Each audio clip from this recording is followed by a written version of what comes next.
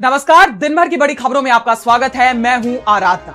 आज इस बुलेटिन में बात होगी ईरान के सामने कमजोर पड़े अमेरिका की, पश्चिम एशिया के संकट से बढ़ी मोदी सरकार की चिंता की, जानेंगे डीजल और पेट्रोल को लेकर देश में क्यों बढ़ रही है चिंता, जम्मू कश्मीर विधानसभा में क्यों मचा हंगामा, जानेंगे संसद में आज किन विधेयकों पर हुई चर्चा। आज अनेक बच्चे घंटों तक रील्स वीडियो लगातार स्क्रॉलिंग में लगे रहते हैं। और बुलेटिन के आखिर में देखेंगे जाने माने कार्टूनिस्ट इरफान की किस खबर पर पड़ी तिरछी नजर। लेकिन दिन भर की तमाम बड़ी खबरों से पहले एक नजर आज की सुर्खियों पर। टीएमसी महासचिव अभिषेक बनर्जी का मोदी सरकार पर बड़ा हमला, कहा डेली पैसेंजर बन गए हैं भाजपा नेता, वोटिंग के बाद नहीं आते नजर।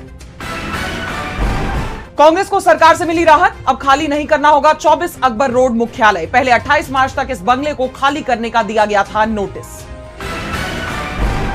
यूपी के डिप्टी सीएम केशव मौर्य के बयान पर सपा प्रमुख अखिलेश यादव का पलटवार, कहा डिप्टी चीफ मिनिस्टर नहीं, उन्हें बनना चाहिए delivery chief minister. Keshav Maurya ने कहा था सिलेंडर की दिक्कत होने पर उनके कार्यालय को सूचित करें, फिर भिजवाया जाएगा सिलेंडर।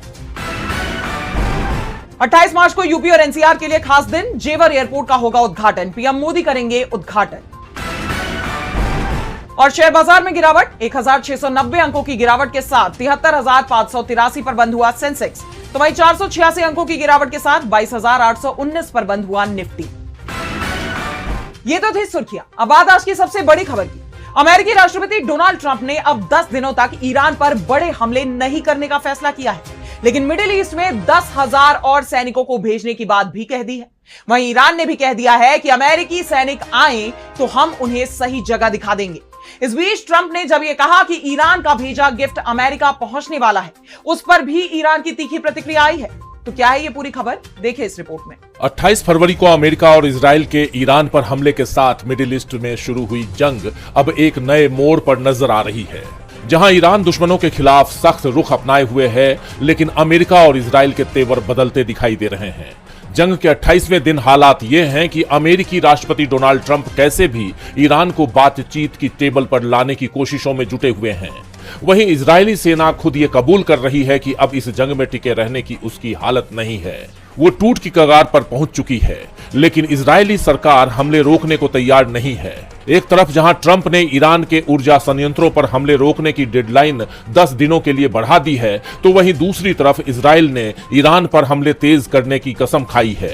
इजराइल के रक्षा मंत्री इजराइल काट्स ने कहा है कि यह कदम ईरान से दागी गई मिसाइलों की बौछारों के जवाब में उठाया गया है। दरअसल ईरान की तरफ से इजराइल और खाड़ी क्षेत्र में अमेरिकी ठिकानों पर ताबड़तोड़ हमले किए जा रहे हैं। अपने हमलों की त्रासदी लहर शुरू करते हुए ईरान ने अपनी मिसाइलों पर thank you Germany, thank you people of India, thank you Spain, thank you Pakistan लिखकर उनसे दुश्मन के ठिकानों पर हमले किए हैं, जिसे इस जंग में अलग थलग पड़ते अमेरिका और इजराइल पर ईरान के तंज के रूप में देखा जा रहा है। इसके साथ ही ईरान ने ट्रंप के उस दावे की भी हवा निकाल दी है, जिसमें उन्होंने कहा था ईरान ने हमें 10 ऑयल टैंकर गिफ्ट किए हैं, 8 टैंकर स्ट्रेट ऑफ हॉर्मुज को पार कर चुके हैं और सभी पर पाकिस्तान के झंडे लगे हैं। ईरान ने युद्ध खत्म करने की गंभीरता को दिखाते हुए ऐसा किया है। ईरान को स्ट्रेट ऑफ हॉर्मुज से गुजरने वाले जहाजों से टोल नहीं लेना चाहिए, लेकिन वह ऐसा कर रहा है। लेकिन ईरान ने साफ कर दिया है कि अमेरिका और इजराइल के सहयोगी देशों के बंदरगाहों से आने जाने वाले किसी भी जहाज को किसी भी रास्ते से गुजरने की इजाजत नहीं है। उनकी सेना ने हॉर्मुज से गुजरने की कोशिश कर रहे 3 जहाजों को वापस लौटा दिया है, जिसके बाद ट्रंप का यह दावा भी सवालों में घिर गया है। जहां तक बातचीत का सवाल है, उसे लेकर जरूर जर्मनी ने उम्मीद जताई है कि दोनों पक्षों में जल्दी ही सीधी बातचीत हो सकती है, लेकिन मौजूदा हालात में यह जंग थमती नजर नहीं आ रही है। यमन के हूती विद्रोहियों ने भी चेतावनी दी है कि अगर हालात बिगड़ते हैं तो वो ईरान समर्थन में इस युद्ध में शामिल हो सकते हैं। उनका कहना है कि अगर वाशिंगटन और उसके सहयोगी ईरान के खिलाफ स्थिति को बढ़ाने में जल्दबाजी करते हैं तो यमन हस्तक्षेप कर उन्हें पहले से ही रोक देगा। यमन के तट पर स्थित बॉब अल मंडाब जल डमरू मध्य को बंद करना, जो लाल सागर को वैश्विक जहाज रानी मार्गों से जोड़ता है, एक व्यवहारिक विकल्प है। इसके नतीजे अमेरिकी और इजरायली हमलावरों के साथ साथ मिलीभगत करने वाली और मौन राजधानियों को भी भुगतने पड़ेंगे। यानी हर बीतते दिन के साथ ईरान इस जंग में मजबूत होता नजर आ रहा है, जो अमेरिका और इजराइल की परेशानी बढ़ा रहा है। अब देखना यह होगा कि दोनों पक्ष बातचीत की मेज पर लौटते हैं या नहीं।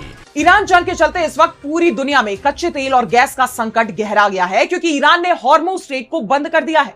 भारत पर भी इसका असर दिखाई दे रहा है और संकट के चलते सरकार भी तेजी से फैसले लेती नजर आ रही है।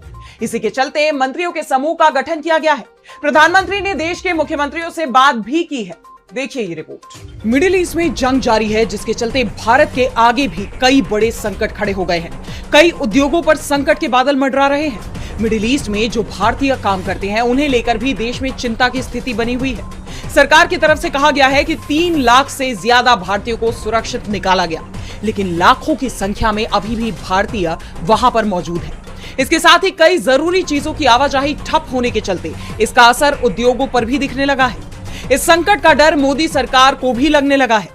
पीएम मोदी तो खुद संसद में खड़े होकर ये बोल चुके हैं कि अगर जंग जारी रही तो भारत पर बुरा असर पड़ेगा। इन सब के बीच सरकार